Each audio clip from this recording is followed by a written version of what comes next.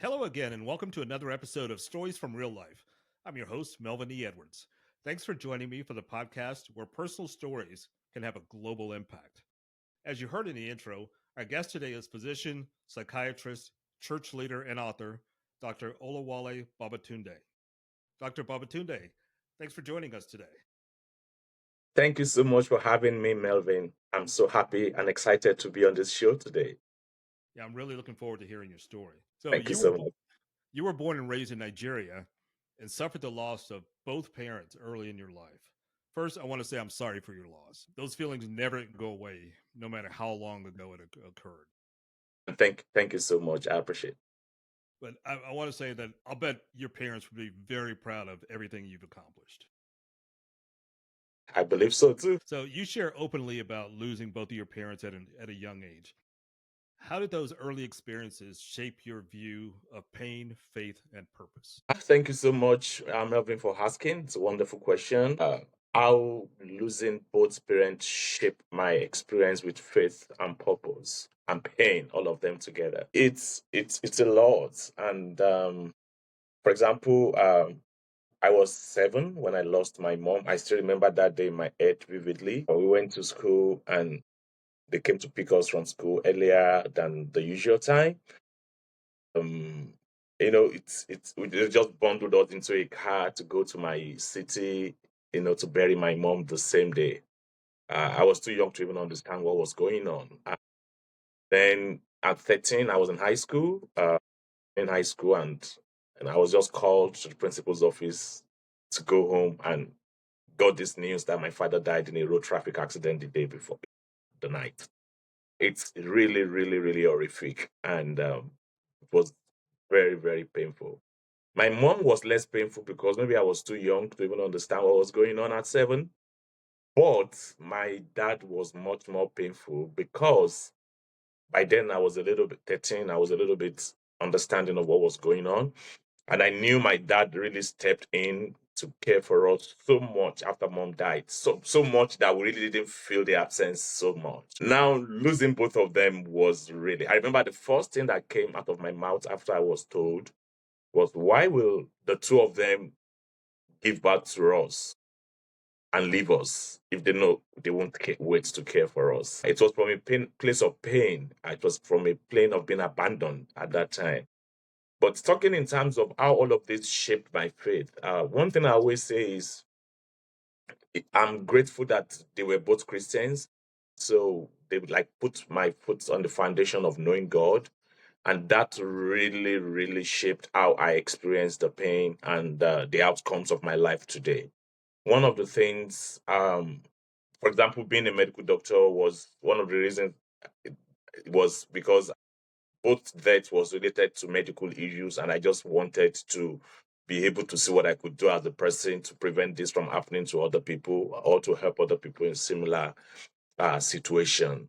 But in terms of faith helping me go through the pain, I was a Christian and actually accepted Christ at 11 before my dad passed in middle school. And all of that kind of gave me an opportunity to go to God in prayers. I realized I could ask God for things. I realized I could talk to Him. Of course, it was rough, it was hard, it was tough, but it gave me peace that at least I could go to a God uh, and pray to Him and cry to Him if I have to and ask Him for things I want to happen. So it helped me a little bit to deal with the pain, knowing fully well that I had a place to go to after a lot of people failed me and after losing both parents. Okay, you've been in the United States for a while. Do you call yourself, just curious here, do you call yourself African American or Nigerian American? Of course, when I fill forms, I click either black or African American, depending on the option they have on the forms. But overall, it's kind of one of the challenges I think I have to deal with. Like, because I always tell people I'm not fully Nigerian any longer. I've been out of Nigeria for 11 years. I'm not even gone back to visit. To be 11 years by the end of this month. And also, I'm not fully American either. I'm kind of like in between both. Though I'm a citizen of the United States already. Uh, when I say I'm not fully Nigerian, I no longer fit perfectly into the Nigerian system. And of course, my accent gives me away everywhere I talk in the US too. Everybody knows I was not born here.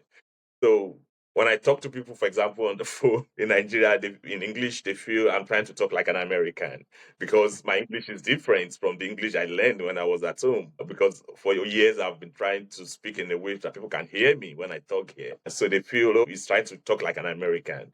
And when I talk to an American, yeah, of course, it's obvious I'm not. So I'm like in the middle of both worlds and try my best to, and of course culturally too, the culture is different here, the culture is different there, trying to fit into the culture here, again holding on to as much of the good culture from there too. But overall I think I would just say African. I still say I'm Nigerian, but when people ask me where are you from, I always ask them, is it originally, or now that I'm a citizen, I'm from Greer, South Carolina.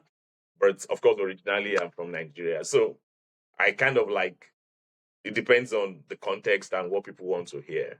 But most times people ask me they want originally because, of course, they know that the way I speak doesn't look like I'm from this place. Is that frustrating at all for you? Not exactly. Not exactly. I wouldn't want to use the word frustrating. I try to stay away from some words, but of course, that might be what it means. I would say maybe it's challenging. It's the same thing as say frustrating too, depending on the who is saying it and the way we look at life generally. So it can be challenging trying to fit into both worlds. And honestly, I never knew it was going to be a lot of a challenge until I left Nigeria.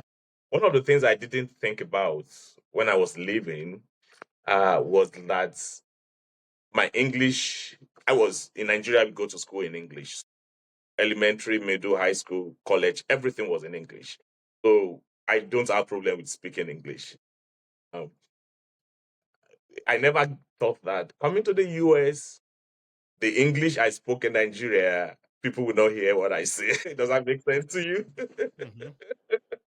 so so I was already in the US before I realized something called accent. People have different accents, and that although you speak English and English is what they speak in the US, you might speak and people might not hear what you say. So I really didn't recognize that until I came into the US. Initially, I did my PhD. It was easier because for PhD, a good number of us were international students. So uh, it's easy for the professors and people around us. Everybody have trained themselves to get used to the way we talk to each other. But it got slightly more challenging when I started residency, and I had to see patients like every day. I just finished my psychiatry residency last month. So I had to talk to patients every day. I have to hear them out every day. Although overall, I always tell people 90 to 95% of the time they hear me and I hear them. But I have to put in a lot of effort. I have to talk slowly. I have to as much learn how to say things in a way that they will say it. How to stay away from using such words. For example, I wouldn't ask you what is your work because work might mean many things. It could mean your job. It could mean that you are taking a walk on the street and it's easily confused. So I will always ask my patients, what job do you do? That is less confusing and easy for people to know. So I have to like put in effort to know those words, which when I say, people are more likely to hear me and know what I'm saying. And stay away from words which can be easily confused to mean something else because of my accent. So, it's like you said, slightly frustrating, slightly challenging because I have to every single day do that because I talk to patients every day. I talk to 10 patients in a day, 12 or some days, depending on the day. And they have to hear me, I have to hear them, uh, which are things an American would not worry about because, it, you hear each other easily. So, but overall, we get the work done. People eventually hear me. So, It sounds like you go through day by day of trying to adapt into the American culture. exactly. So, and the title of your book is Adapt and Advance. So, when we talk hmm about your book. So, can you tell me what that means and how it came to define your personal philosophy? Yes. So adapt and advance is to accept the reality of a difficult situation, which was what I have lived with all my life. And I would say, looking back now, I think the loss of my parents prepared me for everything I'm doing now. I really had to adapt at every single stage. But like I always tell people, it's not even only about having big trauma or something big problems. The truth is, all of us have to adapt and advance to things every day. I talk to patients every day, and in psychiatry where I practice, we kind of have to listen to people's problems because, for example, depression is a very common disease we treat, maybe one of the most common. Almost always, when somebody is depressed, there's always something that led to it, a stressor. Maybe they lost their father, like I did, or their mother, or they lost a job, or life is just hard. No matter how, even the rich, there's this show, The Rich Also Cry, multiple years ago. Everybody has problems. They might not tell you, and you might think the rich don't have any problem. I see very wealthy patients at times, and I see that they have their own unique set of problems. So everybody has challenges at every stage of life, no matter where you are. We might just have learned how to cope with it. And that's what adapt and advance is all about. Adapt and advance is your ability to cope with a difficult, to accept the reality of a difficult situation and be able to move forward despite the difficult situation that we find ourselves in. Again, like I told people, maybe for me, if you ask me what's the most defining problems, I would say, oh, the loss of both parents at 7 and 13. That would be the most defining. But the truth is, apart from their death, I still go through other challenges that is not related to their death every single day. Some are big, some are moderate, some are small. And I want to believe that's how life is for all of us. We still have one or two problems, one or two challenges that we go through. At times we have the big one, at times we have the moderate one, at times we have the small ones, tiny bits every day. So all of that needs that we have our ability to adapt. And so my book was motivated, one, by the loss of my parents and how I succeeded despite that in life. And I just feel somebody might be going through something similar. It might not be the loss of parents, could be something else. Like I said, all of us are, and that's why I believe the book is for everybody. And we need just to keep learning how to adapt, how to Right. accept the reality of things and to continue to move forward. Okay, can you tell us about some of the key principles in the book and how the listeners can apply them to their own lives? So the key principles in the book. So the book I use the principle of map lamp, which is MAPLAMP. Map like the map of a geographical map, like the map of the United States or the map of I live in South Carolina, map of South Carolina, MAP, a map. I use that, and then I also used lamp. So map, lamp meaning the lamp lights, all of them meaning something specific. So is the first one is meaning making, and that's very crucial. I believe when we go through problems we have to be able to make meaning, and I use the story of Viktor Frankl at the beginning of the book. Viktor Frankl was one of the Jews that were lucky to get through the concentration camps and made it alive, a psychiatrist like myself. So, and he wrote this book, Man's Search for Meaning. In it, he talked about how we can make meaning of what we are going through. And one big thing he said is those who were in the concentration camp with him, who tended to, despite all the problems, they knew death could come anytime. They knew life is hard in this place. They knew they could kill them anytime. Those who, in the middle of all of that, are still able to help other people, contribute, help other people. They seem to be those who escaped eventually, or those who got out alive. Most of them seem to have that mind of service, even when things were rough. So, and that's one of the reasons I wrote the book, because I believe I will be serving the world and I'll make the world a better place. Or even if it's just the life of one person, although we've sold almost 500 copies now. But, even if it's life of one person, two people, 10, 100, that read the book and get better from the book, I have impacted somebody. So no matter what we're going through, we should make up our mind to make sure that we don't just carry our problems on our shoulder all the time.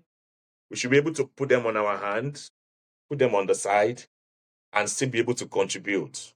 It might be something related to your problem. There's a Bible verse that I love so much. We said, with the same problem, that you have encountered, you are able to encourage others who have similar problems. I paraphrased it now. So at times, we just need to be able to encourage other people with what we are going through. And I love the story of Joyce Meyer a lot. I've been listening to her for like 20 years now before I left Nigeria. And I still read her books, watch her videos. She went through so much hardship. I referenced that towards the end of my book. Our biological father had sex with her multiple times as a teenager, even less than 10.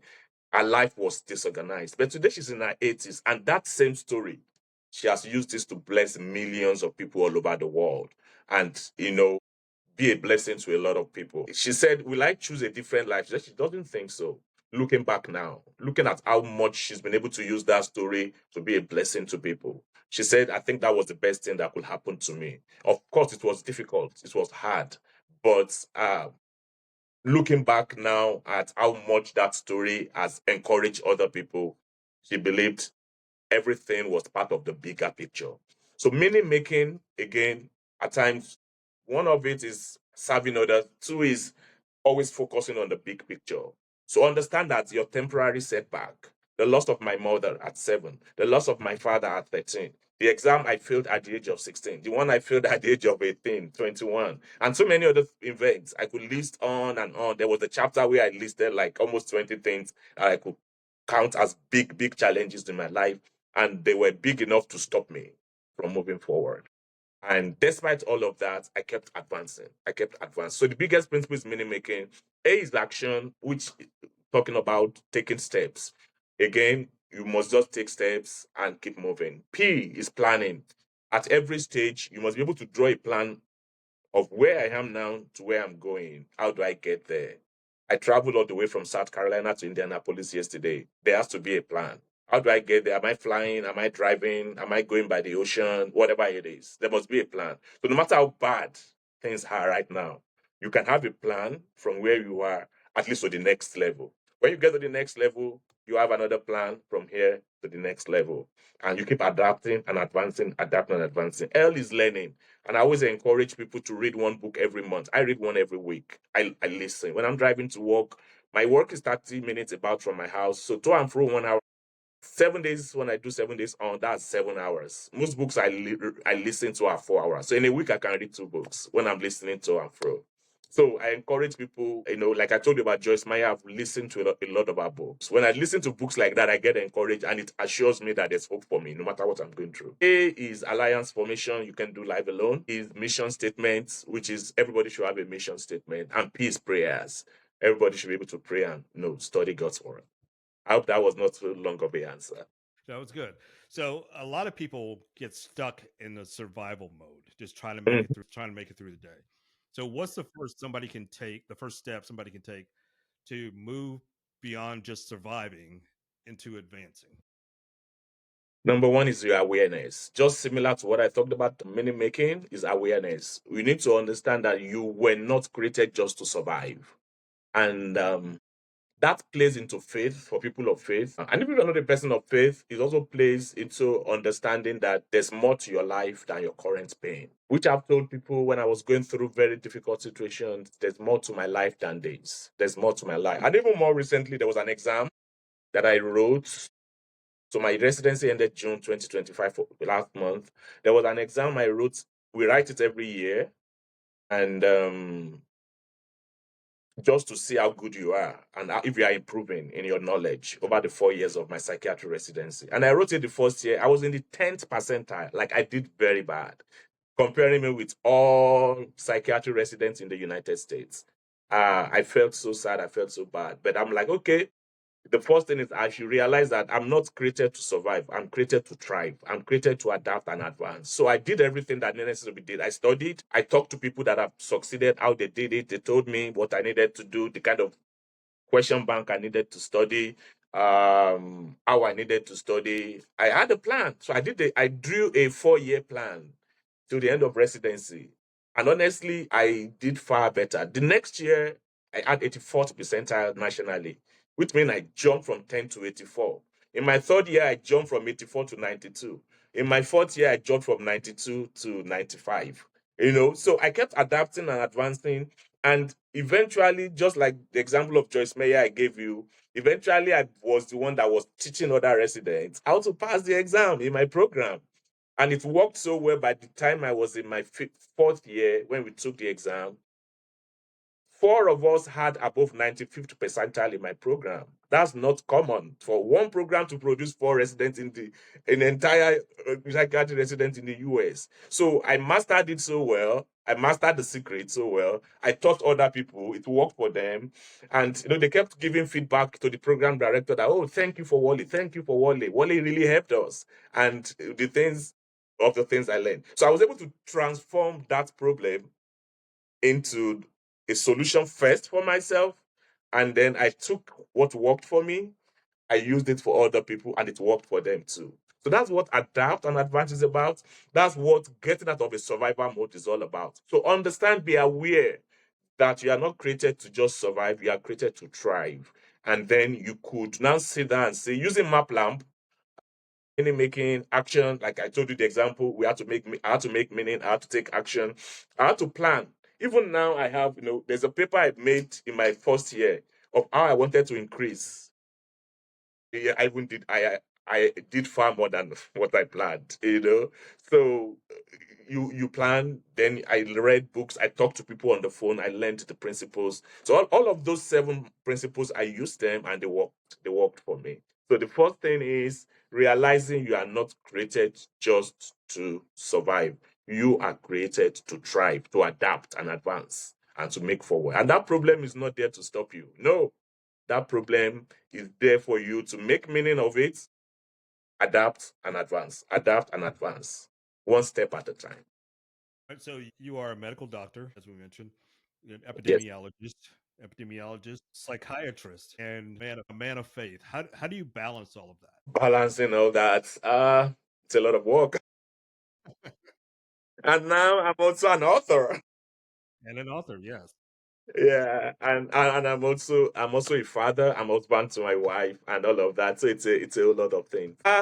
Again, I'll keep coming to the principles of map lamp. I'm already writing my second book, which is more going to be more psychiatrically based, using the same principle of map lamp too, which I strongly believe it's going to help a lot of people, especially people going through a lot of mental health issues. For me, I think balancing all of it is it's about, for me, using map lamp. Beginning, if I use M, meaning making, I had to like ask myself, I had a few struggles. There was a time I wanted to be a pastor. I was already a medical doctor at that point, and I wanted to like stop practicing medicine and be a pastor. And this is one of the reasons I did psychiatry, because I have the heart of helping people, listening to people, the heart of a pastor. And I think in medicine, psychiatry is the closest to it, because we listen to people's problem. We use psychotherapy, which is close to what a pastor would do to you when you go and tell him you have a problem and stuff like that.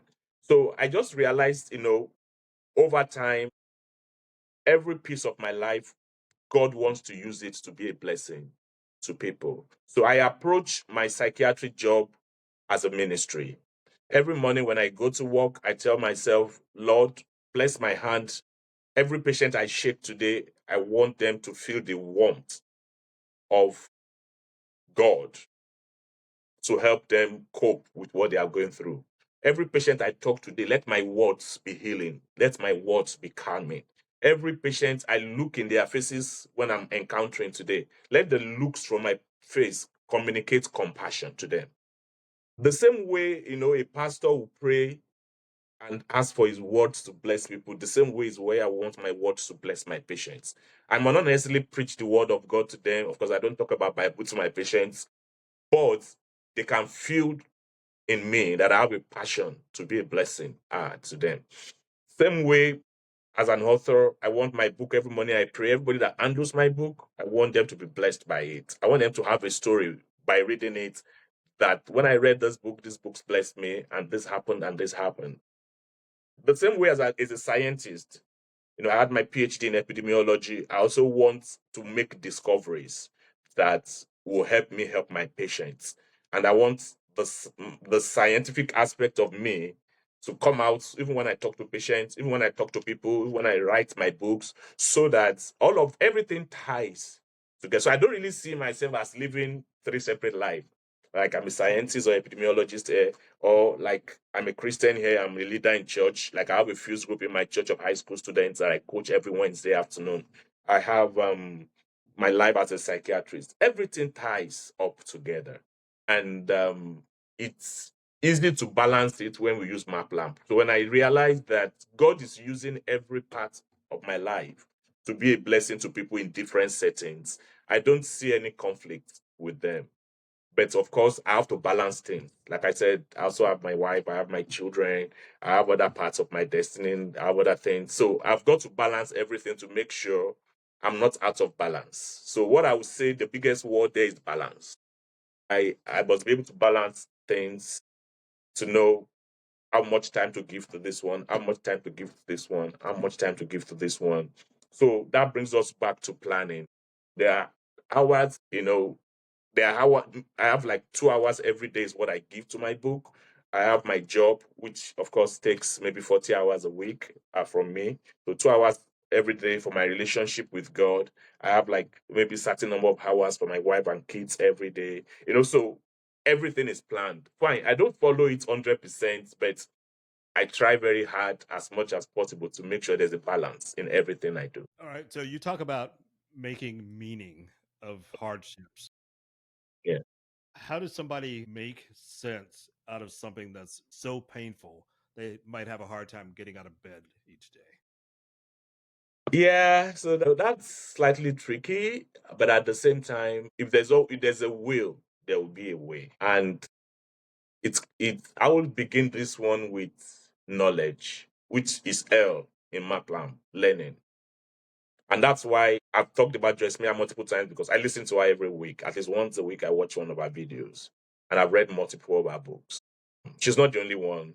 She's just the one coming to my mind today. I don't know why. So I would say the first thing is understand that some people have gone through similar things and they were able to overcome it. I think that understanding is liberating. Of course, everybody's problem is unique and everybody's situation is unique. So we're not trying to minimize the uniqueness of what you are going through. It might be so, it's what you're going through is unique to you and it might really, really be so hard. And we're not also comparing because everybody's journey is different. But we can learn from others who have gone through similar journeys. So I would say what I always tell people is, okay, I have this pastor in Nigeria. We call him Bishop Oyedepo. The church I attended in Nigeria between 2000 and 2014 for 14 years before I left. So the founder of the church or the big pastor of the church, his name is Bishop Oyedepo, David Oyedepo. He always says something which stood with me, which I will never forget. He said, "You don't have a special problem. Don't create one for yourself." It might look mean on the surface, like, oh, this person doesn't know what I'm going through. Of course, I don't. Nobody knows. You are the only person that knows how what you are going through is hitting you and how much challenging that is. But at the same time, you don't have a special problem. Don't create one for yourself. People have gone through the same things in the past. Some were able to handle it well and got out of it, some did not. So you have to make a choice.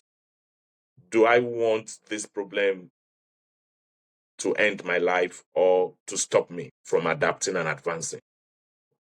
Do I want to use this problem like Joseph in the Bible? Is one of my favorite characters in the Bible because his story is kind of a bit similar to mine in some ways. He lost his mother very early, though he didn't lose his father, but his brother sold him to slavery at the age of 17. And he went through so much hardship along life before he eventually became the prime minister in Egypt. And God used him to save many lives. And that's why in Genesis 50:20, when his brothers came back, they saw him and they felt Joseph would take vengeance on us and would deal with us badly now. What did Joseph say in Genesis 50:20? He said, though you meant it for evil for me, when they sold him at the age of 17, but God meant it for good to save many lives today. And that's one of I have 7 Bible verses that are my anchor verses. That's the seventh one. It's one of my anchor verses. So when I go through terrible situations, I always tell myself, Like Joseph, although this situation is meant to destroy me, this situation is meant to kill me, this situation is meant to stop me. But, like Joseph said, God is meaning it for good. And I tie it with Romans 8:28 that all things work together for good to them who love God, to them who are the called according to his purpose. So that's also one of my 7 core Bible verses. I say these Bible verses every single day of the week, one of them per day, Monday to Sunday. Monday has its own. Genesis 50:20 is for Sunday. Romans 8:28 is for Fridays. I say it every Friday. I say it to myself loud. So no matter what I'm going through, when the problem comes, I still have challenges even today. But when they come, those Bible verses help me, gives me strength to keep going. That Joseph was able to get through his own. Jeremiah, who is still alive today, who is able to get through my own. I can get through my own too. So what I would say is if you can't get out of bed and things are so bad, read books. Find books of people who have gone through what you are going through. If you are going through grief, there are so many books on grief. Mine is not directly like grief related, but I shared my story about how I lost my parents. It might be helpful to you to read that too, and how I go through it. And there are so many books that are directed at grief. If we are going through divorce, there are so many books that are directed at people who divorced and were able to move on with their lives despite the divorce. So whatever it is, I don't know what it is. Somebody has gone through it. So find books, find one every month, listen to it. How did they navigate it? And make meaning and realize that I can navigate this. Of course, if you need help, like you need to see a psychiatrist to take medications, go take it. If you need to see a therapist, maybe every week to talk to a professional, do it. By all means, do everything you can, but also accept your own responsibility for your life to keep going forward. All right, I want to talk about your church, the church part of your life a little bit more. So, for Mhm. over 30 years, you led and served in church fellowships, student ministries, and local communities. How important is that role in your life as a whole? Extremely important. I've learned leadership in church. I've learned compassion in church. I've learned, to carry other people's problems a little bit as much as I can in church. Beginning from even before my mother died at the age of 7, we were going to a Baptist church in Nigeria, in rural Nigeria. And I was already there's this thing they call Royal Ambassadors. We wear these blue uniforms and, we go, we march. We go to help people where there are problems, kind of like no Red Cross, kind of a little bit of that. I was already doing that even before my mother died. So even at the age of like 6, I was already going to church every Saturday. So I've been introduced to serving. When I got to middle and high school, I was in boarding house. I was also serving in our early morning prayer and fellowships that we had. And eventually, when I got to medical school, I was the prayer secretary for Nigerian Conference of Christian and Medical Students. It's like all Christian medical students. We have fellowship every Friday. I was the prayer secretary at some point, leading people in prayer once a week. And eventually, when I came to the United States, started going to New Spring Church, which is where I still go to for the past about 11 years. I became a coach for middle and high school students. In fact, my first round of students are now in their 20s. Some of them are in college, some of them are working. But I have another round of students which I started with in 6th grade. They are just going to 9th grade now. I have like about maybe 20 to 40 of them that I send Bible verses to them like once or twice every week. I encourage them. And whenever we meet on Wednesdays, we have a small meeting where I coach them about life. So, but the point I'm making is at every stage of my life, I've always made serving in the church part of something I do. There was a time I was the home self fellowship back in Nigeria in my church, which is like that way I met my wife too. So, additional benefits of serving God. And so it's a part of my life, and I have 7 lifetime goals. Number one is my relationship with God. Number two is service. So my book come under service. My serving in church at different levels, at different stages, come under service, which is my second lifetime goal. So it's important for us to know to find a way to serve in our own way. Even if it's just text messages we can send to encourage people. I used to do every day, but after my book got published, it was just impossible to do every day. But at least I do minimum of 2 to 3 times every week. I send text messages to these boys. I send Bible verses. When I find something that is encouraging, I send it to them just to uplift them. So there's something you can do to serve. You can, no matter what, you could join your choir if you can sing. I was in the junior choir at the point of when my mother died. We have this choir for young people in our church at that time. So whatever you can do it to be a blessing to other people. And again, it's part of meaning making. Like we said, meaning making is going outside of your own problems or keeping your problem aside and being a blessing to others.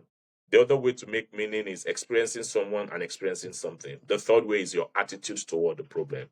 And that comes to the looking at the big picture, looking at people like Joseph and understanding that though it's meant for evil, looking at Romans 8:28, looking at Genesis 50:20, though it's meant for evil, God means it for good to bring something unique out of what I'm going through. So I've got a really personal question for you here.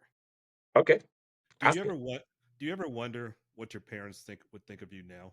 It's painful. And like you said at the beginning, it never completely really goes away. Grieving never completely ends. Although there's a difference between, you know, grieving in a way, grieving never completely comes to an end, but we must be able to manage our grief in a way that is positive for us.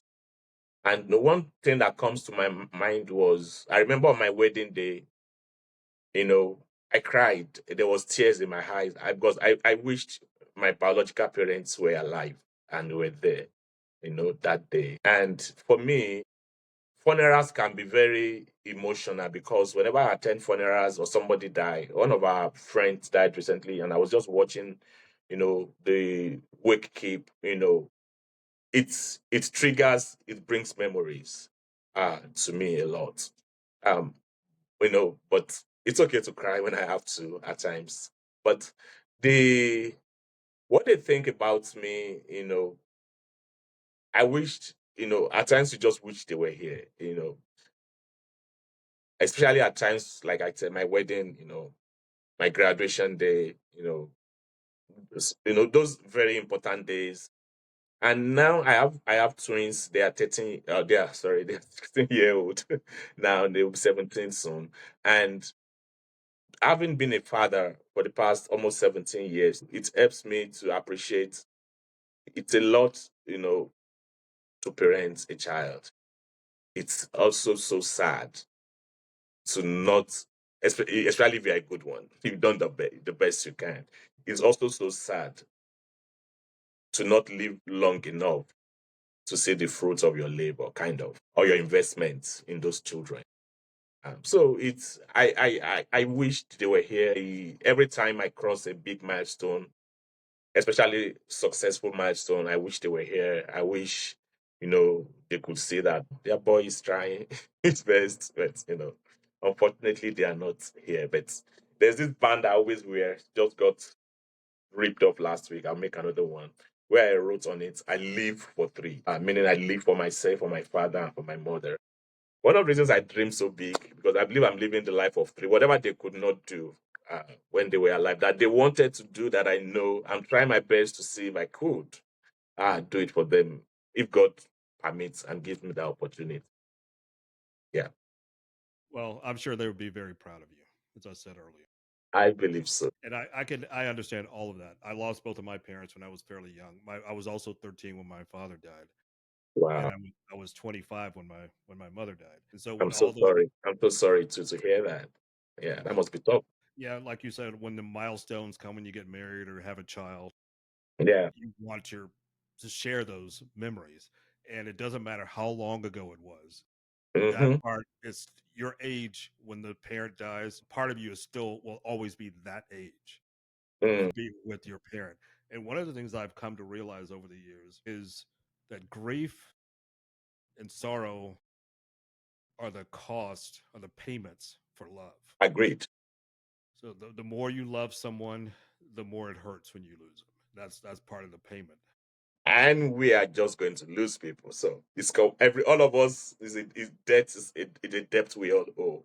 Whether we live up to 100 or 120 or 70 or 80, whatever years we live, we'll live at some point. Yeah, absolutely. So let's get it back onto something happier before we both start. All right. So, what surprised you the most while writing Adapt in Advance, either for yourself or from a message that you feel like God placed on your heart? I think the biggest surprise for me, it was a very emotional process. We just talked about it, so it looks like we are still in that mode. For me, what surprised me the most was one. Let me relatively on an emotional level. It was talking about some of those things was emotional for me. I remember when I was to read my last proof of the book and I was listening to it, and tears was coming from my eyes. It was like wasn't the one that wrote it. Despite I wrote it, of course, this was like it's gone through 5 rounds of editing and everything. And I was just listening finally, and tears was coming from my eyes. It was like it's weighed me down when I was hearing my own story that I wrote, myself. So it showed me there's still a lot of emotion in me, and I still miss my parents even now, despite it's been many, many years ago. The other thing that I would say positively that surprised me was the fact that I was able to write it at the time when I was doing residency. Everybody keep asking me, "Do you have 2 or 3 lives?" Say maybe, I have this band I live for three, so maybe that's why. Because some of my colleagues just couldn't believe that I could write a book during residency. Residency itself is brutal, it's busy, it's tough, and it's like having a baby. I always tell people since the book was published, it's like giving you don't give birth to a baby and go to sleep. Have a lot of sleepless nights and all of that. Since the book was published too, in fact, maybe the biggest surprise now is there's still a lot more work to do even after publishing the book. So it's not like you publish the book and go to sleep. Yeah, we've got to do this, we've got to plan for launching, you got to plan for this, you got to plan for that, you got to monitor reviews, you got to do, and of course you got to sell the book too. So it's just a lot of work. So if honestly it has not stopped. Maybe it was even easier. I would say easier, it's just different at every stage. I wouldn't say it was easier writing it. It was a lot of work at every stage, but it's just different. Okay. As a final question today, if a listener finishes this episode and decides to read your book, what's the one thing you hope they learn from it? To adapt and advance is to interpret pain as preparation, not punishment.